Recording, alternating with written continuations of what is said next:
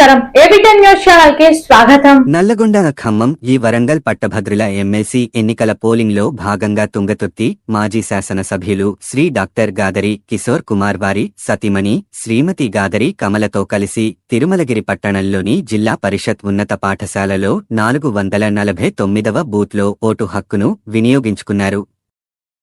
Graduates ఉప ఎన్నికల నేపథ్యంలో ఈరోజు ఓటింగ్ జరుగుతూ ఉన్నది. ప్రజాస్వామ్యంలో ఓటు అనేటువంటిదే ఆయుధం.